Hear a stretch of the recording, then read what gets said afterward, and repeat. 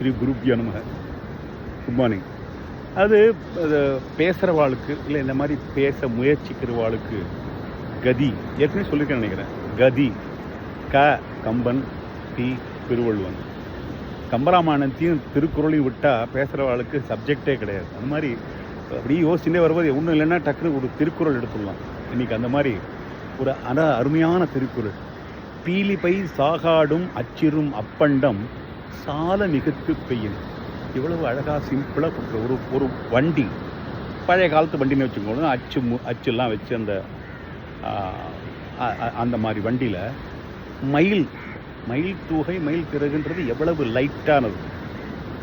அதை கொஞ்சம் கொஞ்சமாக ஏற்றி ஃபுல்லாக ஏற்றினதுக்கு அப்புறம் ஏதோ ஒரு ஸ்டேஜில் ஒரே ஒரு மயில் இறகு இருக்கு இல்லையா, அது போட்ட உடனே அச்சிரும் அப்பண்டம், அந்த அச்சு உடஞ்சி முறிஞ்சிடும்.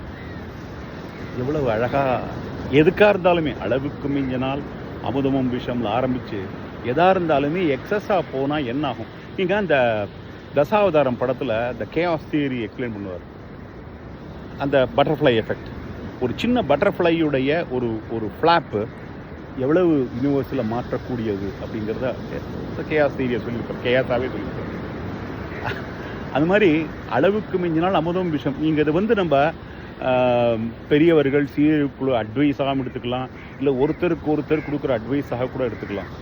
ஒரு அளவுக்கு, அதாவது ஒரு உப்பு மாதிரி இருக்கணும். அது உப்புமா இல்லை, உப்பு, சாப்பாட்டில் உப்பு சேர்க்குற மாதிரி கரெக்டாக அதோடு நிறுத்திக்கணும்.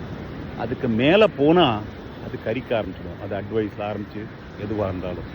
திருப்பி அந்த குரலை ஒரு தடவை சொல்லிட்டு, இன்றைய பீலிபை சாகாடும் அச்சிரும் அப்பண்டம் சால மிகுத்து பெய்யும். வள்ளுவன் தானே. இன்றைய இந்த சிந்தனையோடு மீண்டும் நாளை சந்திப்போமா? God bless. ஜெய்.